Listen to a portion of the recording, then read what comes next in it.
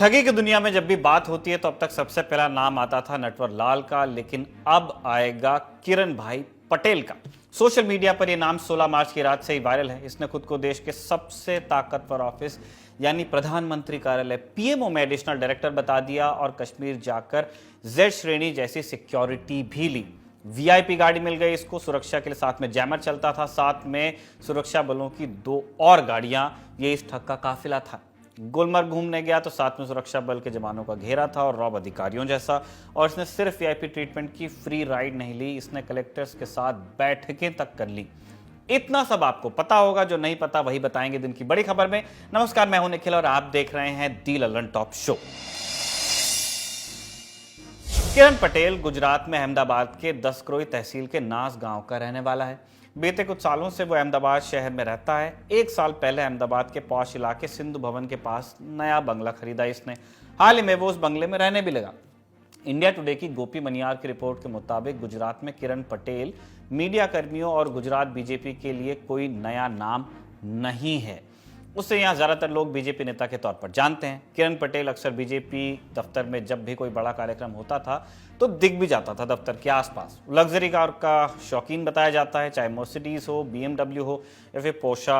अक्सर अलग अलग गाड़ियों में उसे घूमते देखा गया। रिपोर्ट के मुताबिक वो खुद को बीजेपी का कार्यकर्ता भी बताता था। बीजेपी के कई बड़े नेताओं के साथ उसका उठना बैठना था। कई बड़े नेताओं के साथ सोशल मीडिया में उसकी तस्वीरें भी अब तैर रही हैं। लेकिन किसी भी नेता के साथ तस्वीर होना आज के वक्त में बड़ी बात नहीं है, लोग पिक्चर्स तो खिंचा लेते हैं। जानकार बता रहे हैं कि वो उन तस्वीरों का इस्तेमाल अपना प्रभाव बढ़ाने के लिए करता है और इसी सब खेल को चला के वो अक्टूबर महीने में कश्मीर पहुंचा 2022 के, जहां वो खुद को पीएमओ का एडिशनल डायरेक्टर बताता है। कुछ अधिकारियों से संपर्क में आकर वो सुरक्षा हासिल कर लेता है। अब जितनी आसानी से हमने आपको ये बात एक लाइन में बता दी, कश्मीर में ये उतना आसान है नहीं। श्रीनगर के 5 स्टार होटल ललित में कमरा नंबर 1107 से जब उसे गिरफ्तार किया गया तो सुरक्षा एजेंसियों का भी दिमाग चकरा गया। सूत्रों के मुताबिक व्हाट्सएप मैसेज के आधार पर उसे पहला प्रोटोकॉल मिला, ट्रीटमेंट प्रोटोकॉल वाला। आरोप है कि एक आईएएस अधिकारी ने उसे फॉरवर्ड किया। मैसेज एडीजी सिक्योरिटी तक पहुंचा और फिर से सुरक्षा मिलने लग गई। किरण भाई पटेल का कारनामा इतने तक भी सीमित नहीं है। वो जम्मू कश्मीर में सिक्योरिटी के साथ घूमने फिरने का वीडियो खुद से ही अपने सोशल मीडिया हैंडल पर पोस्ट भी करता था। अब इसके ट्विटर बायो को देखिए, खुद को बहुमुखी प्रतिभा का धनी दिखाने की भरसक कोशिश नजर आती है। ट्विटर पर लिखी शैक्षणिक योग्यता के मुताबिक किरण भाई पटेल ने दावा किया है कि वो वर्जीनिया की कॉमनवेल्थ यूनिवर्सिटी से पीएचडी, तिरुचिरापल्ली के आईआईएम से एमबीए कर चुका है। इसके साथ ही उसने कंप्यूटर साइंस से एमटेक करने का भी दावा किया है। ये तो हुई डिग्रीज की बात। उसने खुद को विचारक, रणनीतिकार, विश्लेषक और कैंपेन मैनेजर भी बताया है। ऊपर से ट्विटर के सब्सक्राइब ब्लू के पॉलिसी में पैसे देकर ब्लू टिक भी उसने लिया हुआ है। अब इतना सब ताल तुंबा करके कोई आम आदमी की नज़र में चढ़ सकता है और हम उसको मान भी सकते हैं, लेकिन कश्मीर तो एक हाई सिक्योरिटी जोन है और बड़े बड़े अधिकारी किसी जालसाज के चक्कर में फंस जाएं तो सवाल उठना लाजमी है। इस महीन काम को इसने अंजाम दिया। जम्मू कश्मीर के पत्रकार और स्ट्रेट लाइन के मैनेजिंग एडिटर जुनैद हाशमी ने हमको बताया कि कैसे वो ये सारा काम करता था। ये अपने आप को additional director strategy and planning PMO बताने वाले डॉक्टर किरण पटेल घाटी पहुंचते हैं और घाटी पहुंचने के बाद सेब के जो कारोबारी हैं, सेब के कारोबारियों को लेकर ये कहते हैं कि जी कि सेब के कारोबारियों को लेकर मैं एक प्लान तैयार कर रहा हूं। इसी प्लान को लेकर ये घाटी पहुंचे हैं। हालांकि इसमें अब सीआईडी विभाग ने भी एक हैंडआउट इशू किया है, मगर वो भी इस बात पर चुप्पी साधे हुए हैं कि आखिरकार ये सारी कहानी शुरू कहां से हुई।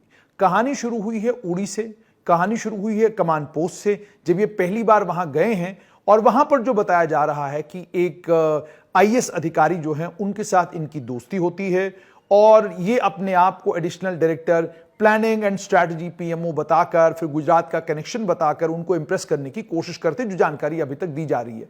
हालांकि इनके वकील ने आधिकारिक तौर पर इन तमाम चीजों का खंडन किया है और कहा है कि ये सब बातें बेबुनियाद हैं। इनके साथ 2 और लोग थे जो राजनीतिक तौर से जुड़े हुए थे, उन 2 लोगों को सिक्योरिटी दिया गया था, इन्हें नहीं दी गई थी।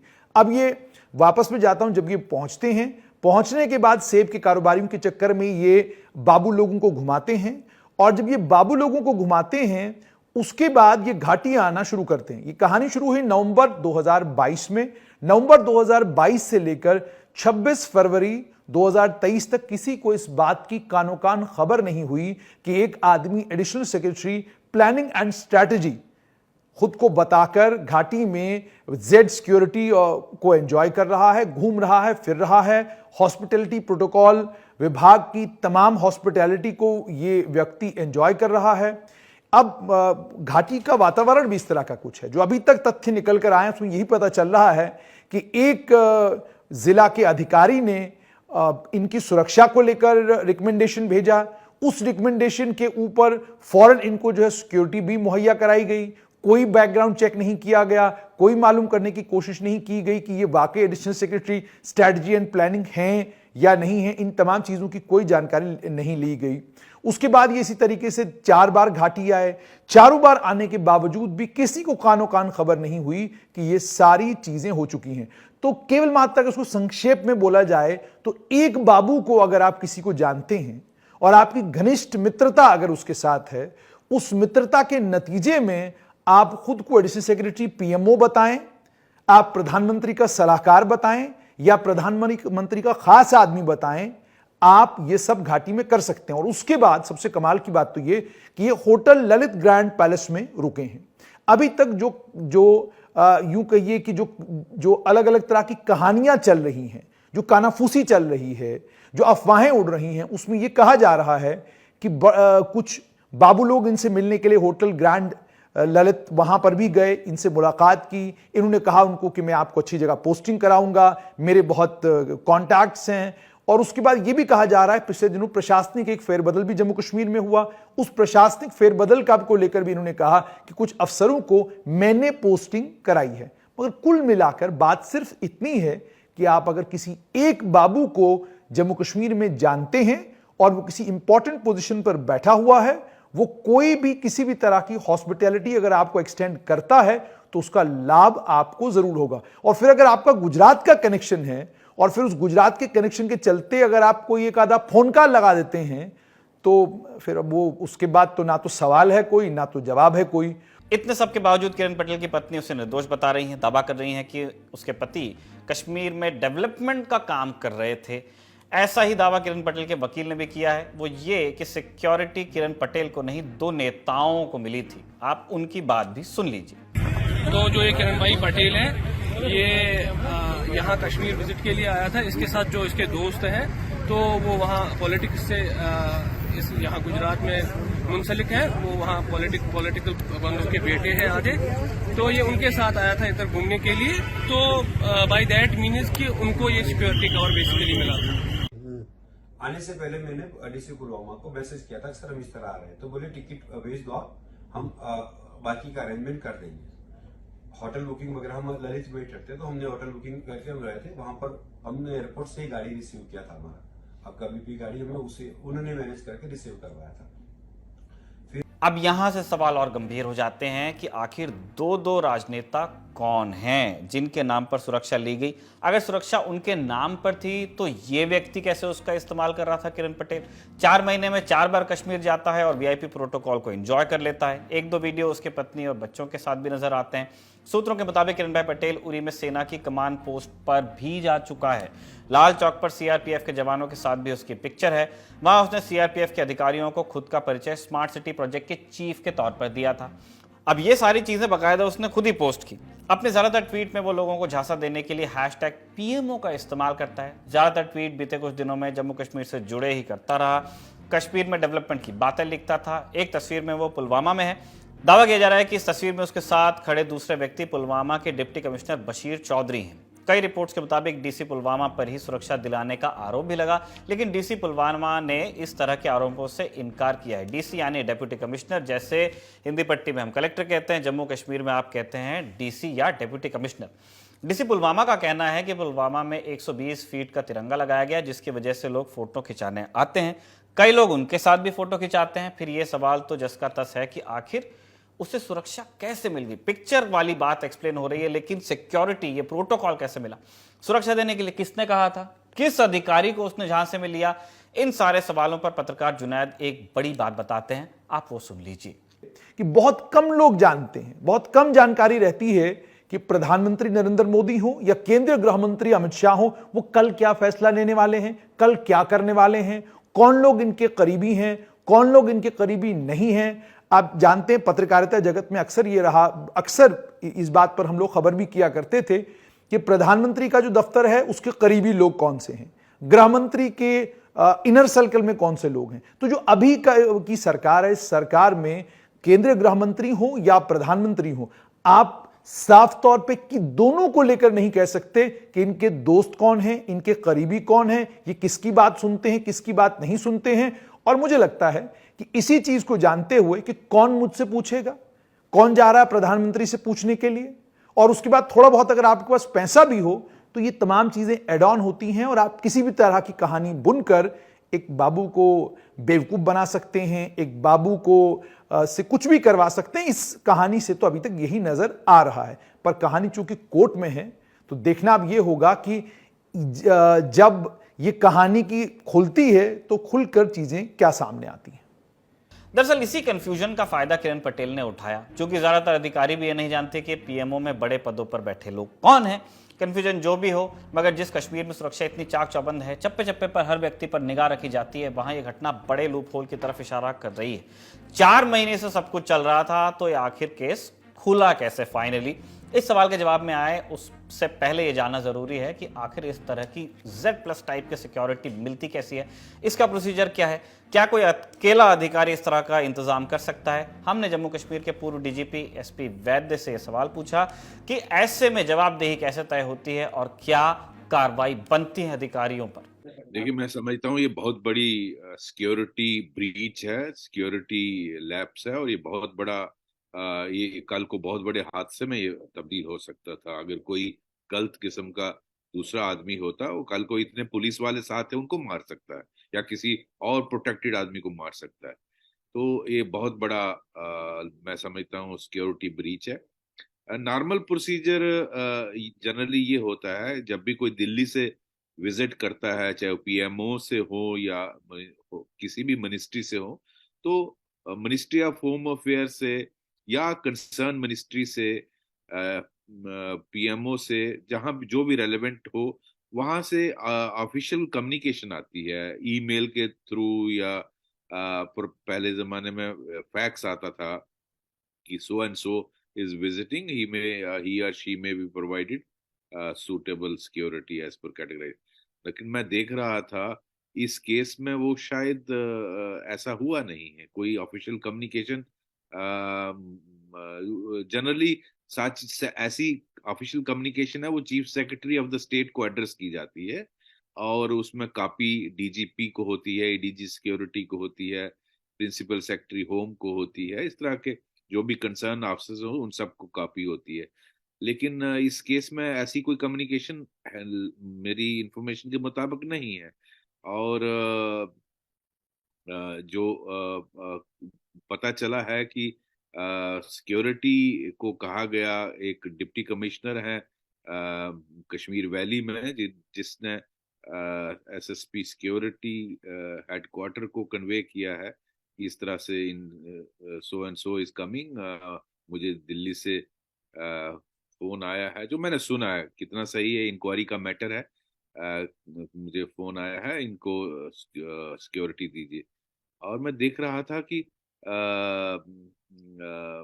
जो बुलेट प्रूफ गाड़ी और डबल एस्कॉर्ट, ये बहुत हाईली प्रोटेक्टेड Z+ सिक्योरिटी को दिया जाता है, और इस तरह से फ्लॉन्टिंग सिक्योरिटी एंड बीपी का vehicles, it is a share misuse, and इसमें लैप्स जरूर हुआ है। मैं तो सबसे पहले कहूंगा कि डिप्टी कमिश्नर कंसर्न जो भी है, उसने किस बेसिस पे कन्वे किया सिक्योरिटी को कि इसको सिक्योरिटी दे दी जाए। अगर सिक्योरिटी वाले नहीं भी देते, तो अगर ये सही निकलता तो उनके लिए मुश्किल है, क्योंकि डिप्टी कमिश्नर एक डिस्ट्रिक्ट का हेड होता है, बड़ा रिस्पॉन्सिबल ऑफिसर होता है, उसको उसकी बात माननी होती है। मोस्टली ऐसा नहीं होता है। हाँ, प्रॉपर प्रोसीजर यस नहीं हुआ, और सिक्योरिटी हेडक्वार्टर को नॉर्मली जो जिस तरह का कम्युनिकेशन चीफ सेक्रेटरी साहब से, डीजीपी साहब से आना चाहिए, जो मिनिस्ट्री ऑफ होम अफेयर से या कंसर्न यूनियन मिनिस्ट्री से, कम्युनिकेशन आने के बाद वो कन्वे किया जाता है, ऐसा कुछ यहाँ नहीं हुआ। प्रोसीजर समझ लीजिए, इसी से आप लापरवाही और राष्ट्रीय सुरक्षा में चूक का अंदाजा लगा सकते हैं। बात है इस पर कि आखिर ये पकड़ा कैसे गया। सूत्र बता रहे हैं दो थ्योरी। पहली वजह यह कि जब वो मार्च के महीने में कश्मीर पहुंचा तो उसके नखरे और बढ़ गए, हौसले पहले से ज्यादा बुलंद थे क्योंकि पहले 3 बार कर चुका था। सूत्रों के मुताबिक उसे सुरक्षा में एक जैमर गाड़ी मिली थी। इस बार वो एक की जगह 2 गाड़ियां मांग रहा था, एक आगे एक पीछे के लिए। इस पर सीआईडी ने गवर्नर हाउस को रिपोर्ट भेजी कि पीएमओ का कोई बंदा आया है, 2 जैमर्स मांग रहा है, हमारे पास में नहीं है, क्या करना है। गवर्नर हाउस ने पीएमओ को रिपोर्ट भेजी और तब जाकर के पोल खुली। दूसरी थ्योरी यह है कि यह कश्मीर के बडगाम जिले में गया एक टूरिस्ट प्लेस पर जिसका नाम है दूध पथरी। वहां उसे कुछ अच्छा नहीं लगा तो अधिकारियों को डांटने लगा, डीसी को सस्पेंड कराने और ट्रांसफर कराने की धमकी देने लगा। अब डीसी ने जब ये जानना चाहा कि ये पीएमओ का अधिकारी है कौन जो उसे सस्पेंड कराना चाहता है, तो उसने सर्च किया। पीएमओ की वेबसाइट पर इस तरह के किसी आदमी का जिक्र नहीं मिला। तब शक हुआ और जांच सीआईडी को दी गई और तब जाकर खुली पोल। मगर बात सिर्फ इतनी नहीं है, ये देश की सुरक्षा में गंभीर चूक का मसला लगता है। अधिकारियों को प्रमोशन और अच्छी पोस्टिंग का ये झांसा देता था। सूत्रों के मुताबिक 2 जिलों में इसने सिक्योरिटी रिव्यू मीटिंग भी कर ली थी।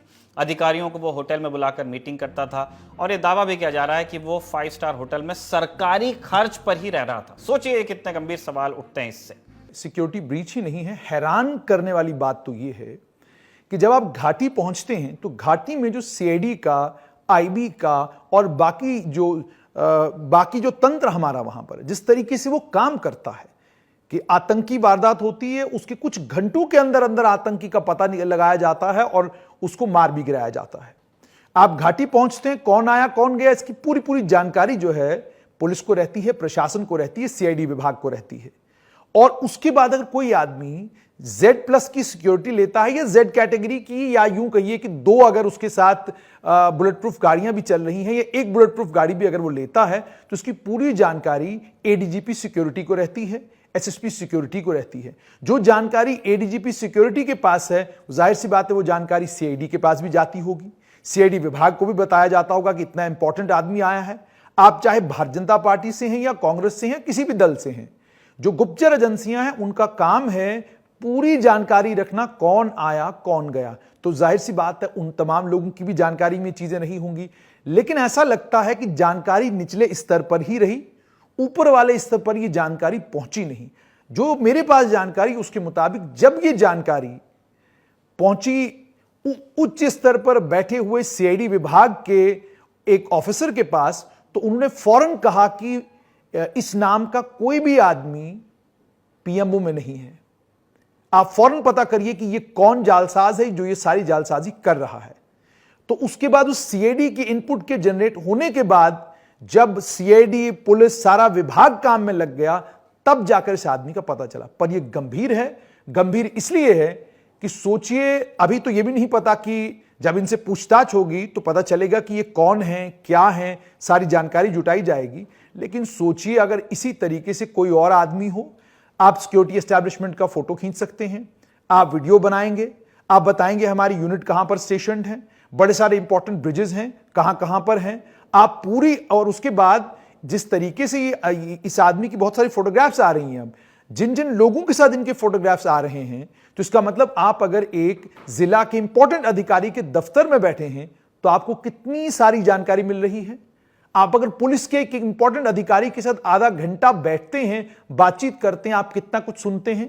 तो ये कितनी बड़ी चूक है। और सोचिए इतनी बड़ी चूक से 3-4 महीने का या मान लीजिए साल का, 1.5 साल के पीरियड के अंदर अंदर एक व्यक्ति कितनी जानकारी जुटा सकता है और दुश्मन देश को पहुंचा सकता है, आतंकवादियों तक पहुंचा सकता है। यह बड़ा गंभीर मामला है।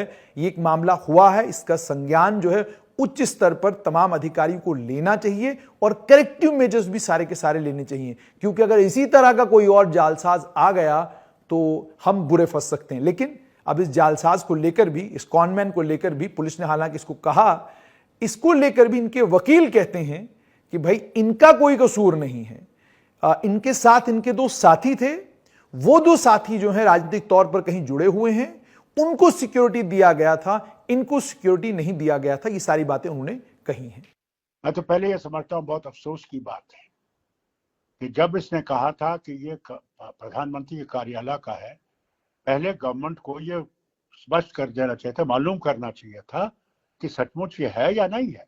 प्रधानमंत्री के दफ्तर में तो इतने लोग काम करते हैं, वो किसी से पूछ सकते हैं, वहां पे नेशनल सिक्योरिटी एडवाइजर से पूछ सकते थे ये आदमी ऐसा है, मगर पूछने के बगैर उसने कह दिया। दिखाता है कितने लैक्सिसिटी है, कितना, यानी हमारा जो प्रशासन वहां काम कर रहा है वो बिल्कुल अपने काम नहीं अच्छा कर रहा है। बल्कि तब मालूम हुआ जबकि सारे ऐश करके ये निकलने वाला था, पता लगा ये एक झूठा मक्कार आदमी है और इसने कई दफा ये किया होगा। मैंने समझा इसने सारे हिंदुस्तान में ऐसा किया होगा। अब बात ऐसी है कि सुरक्षा बलों ने किरण भाई पटेल को गिरफ्तार तो 3 ही मार्च को कर लिया था, लेकिन पुलिस ने खबर को दबा के रखा। 15 दिन की जब रिमांड खत्म हुई, कोर्ट में पेश करने की डेट आई, परिवार जब वहां पहुंचा तब जाकर के बात ओपन हुई। अब केंद्र से लेकर कश्मीर तक सख्ती दिखाई जा रही है। सूत्रों के मुताबिक एडीजी सिक्योरिटी और एसएसपी सिक्योरिटी से पूछताछ हुई है।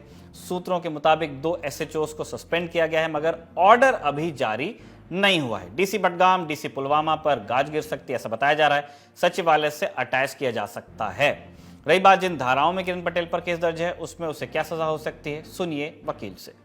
पुलिस ने इनके ऊपर 419, 420, 467, 468 और 471 के अंदर मुकदमा दर्ज किया है। अभी पुलिस तफ्तीश कर रही है, कुछ और सेक्शन भी इसमें ऐड हो सकता है।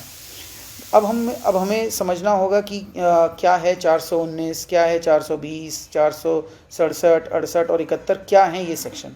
देखिए 419 और 420 तो चीटिंग होती है। यदि कोई भी व्यक्ति ये प्रिटेंड करता है कि वो कोई ऐसा व्यक्ति है जो कि वो ना हो, तो उसे 419 की श्रेणी में डाला जाता है, क्योंकि उनका पूरा मोटिव ही चीटिंग करना होता है। और इसमें 419 की जो सज़ा होती है वो 3 साल या जुर्माना होता है। अब 420 भी चीटिंग होती है। 420 चीटिंग का मतलब ये हुआ कोई भी व्यक्ति जो धोखे से किसी और व्यक्ति की प्रॉपर्टी या कुछ भी ऐसा हासिल कर ले जिसे नहीं जो he is not entitled to, वो उसको 420 की श्रेणी में डालते हैं। और इसमें सज़ा 7 साल या जुर्माना हो सकती है। अब ये वहाँ पे घूम रहे होंगे, टहल रहे होंगे, जो भी वहाँ पे कर रहे हैं, जो भी इलीगल एक्टिविटी वहाँ पे कर रहे हैं, तो ऑफ कोर्स अपने आप को बताया होगा उन्होंने कि हम जॉइंट डायरेक्टर हैं, तो उसके लिए उन्होंने कुछ डॉक्यूमेंट फोर्ज किए होंगे। तो 467 जो है 467 जो है वो फोर्जरी होती है। तो उन्होंने कुछ ऐसा डॉक्यूमेंट फोर्ज किया होगा जिसके दम पर उन्हें ये सारी सुविधाओं का लाभ मिला। तो हमने आपको बताया कि कैसे कश्मीर जैसे हाई सिक्योरिटी जोन में भी नटवर लाल चूना लगाने का तरीका खोज लेते हैं। यह हमें बताता है कि भारत सरकार की जितनी भी तैयारियां कश्मीर में हैं, जितना भी हम वहां पे प्रिम एंड प्रॉपर दिखने की कोशिश करते हैं, अब भी ऐसी कुछ चीज़ें हैं जिन्हें एड्रेस किया जाना, स्पॉट किया जाना, हल किया जाना ज़रूरी है। अगर ये काम होगा तभी हम कह पाएंगे कि कश्मीर में एक फुल प्रूफ सिस्टम काम कर रहा है। यह था आज का दिल ललन टॉप शो।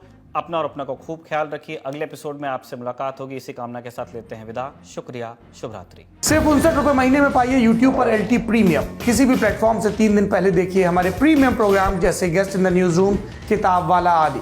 इसके अलावा बहुत कुछ। सब्सक्राइब करने के लिए ललन टॉप के YouTube चैनल पर जाकर क्लिक करें ज्वाइन बटन।